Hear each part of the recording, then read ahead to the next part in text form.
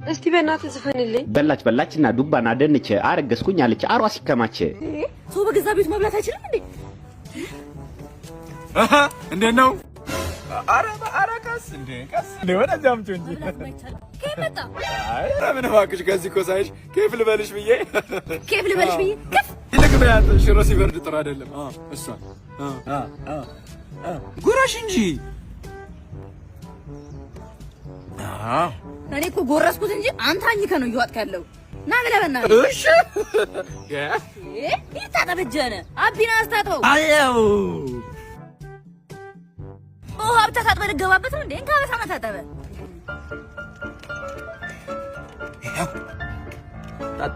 በደንብ ሾው በደንብ። እሺ አንቺ ሳሙናው ደግሞ ያበደ ነው። ከየት ነው ያመጣሽው? እሰይ ምግቡስ በሎ ገሶ ስታስጠላ ገሶ ይላል እንዴ?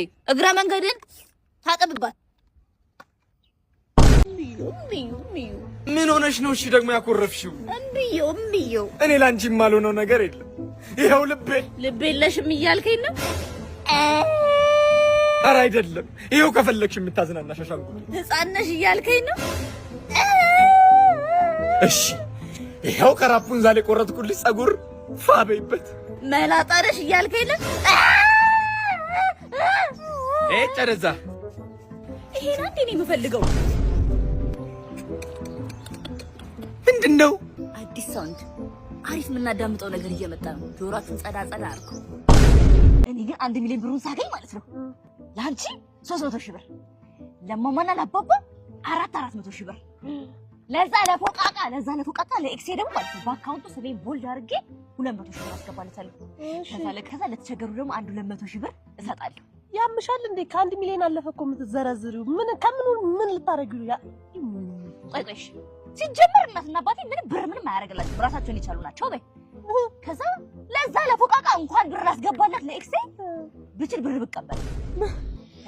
አንቺ ምን ያደርግሻል? ብር ገንዘብ ምንም አያደርግልሽም። ሰው ያበላሻል። ተማሪ ነሽ። ቋጣሪ። ለተቸገሩ ደግሞ እኔም የተቸገርኩ ስለሆንኩ መጀመሪያ ራሴን ልርዳና ከዛ መብላት ተሰጣ ቅጇን ታጠበቻለሁ። አዎ ቆይ ይሄን ሁሉ ብር ከየት ልታመጪ ነው? 300 ሺህ ብር ይቅርብኝና 100 ሺህ 1 ሚሊዮን ቢዩ ተወዳደረ። ምን ሆነሽ? ምንድነው? ምን እሺ? ዝቅ በል ምንድነው? ተኩስ ነው? ጦርነት አንዴ ያፈነዱ ዝቅ በል እንዳይተፈናጠረ። ማሽ ያምሻል እንዴ? ቅመሻል እንዴ? ማን ይቀመው? እኔ ጫት በደረሰበት ነው ማልደርሰው። ማን ቀምሻለሽ? አጭሰሻል? ጭስ ምናምን ወፈ ምሽቱ ተገናርገው እኮ ነው ያጠቁን የመጡት። ቀን እኮ ነው። የምን ጨለማ ነው? ተማይ ነው ከለላ ከፀሐይ ጎርፎ ነው እንዳይወስድ ተከለል። ችልማ በላታ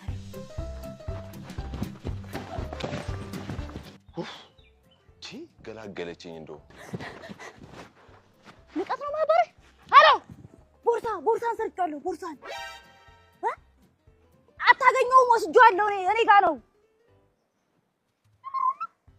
ንቀት ነው እንደ ሌባ ደንብ የማያሳየኝ። አሎ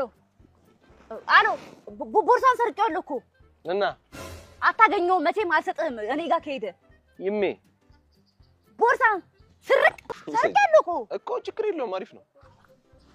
ስርቅ ምንድን ነው ይሄን ያህል? አይደለም አተረፍሽኝ ነው የምልሽ። ቦምብ ነበር አመሰግነው ምናምን ነው የቀረው። አሁን እንደውም እጅሽ ላይ ፈነዳል መሰለኝ። ኧረ ቢያንስ ተረጋጊና አውሪኝ። ምንድን ነው የምናወራው? እኔ ነበርኩ እኮ መናደድ የነበረብኝ። አረ መናደድ እኮ ነው የሚያናድደኝ። አሁንማ እንደማትወደኝ ነው የገባኝ። እንደማትወደኝ? አዎ የጓደኞቼን ባሎች ሳይ እንደማትወደኝ ነው የገባኝ። ቆይ እነሱ አድርገውት እኔ ያላረኩልሽ ምን አለ? እንደ ሌሎች ወንዶች አትቆጣጠረኝ። የምሄድበትም ለብሳ ያስጨንቅህ አትቀና። ያለ እኔ ማረፊያ እንደሌለሽ እያወኩኝ የት ትሄጃለሽ ብዬ ልቆጣጠርሽ? ምንም ብትለኝ አላምንም። ወንድ ልጅ ካልቀና አልወደደም ማለት ነው። ለካ አንቺ ሳትሆኚ ዘመኑ ነው ጥፋተኛ። እንዴት? ፍቅርን የሚያጠፉ ነገሮች የፍቅር መለኪያ መሆናቸው። እንዴት ነው ቅናት የፍቅር መለኪያ የሆነው? እንዴትስ ነው ነፃነት ጥላቻ የሆነው? ስሚ ምሩ፣ አምኜሽ ካልታመንሽ እሱ ያንቺ ችግር ነው። ለእኔ ግን በእምነትና በነፃነት ያላስቀረውትን ፍቅር በቅናትና በቁጥጥር አስቀረዋለሁ ብዬ አላስብም።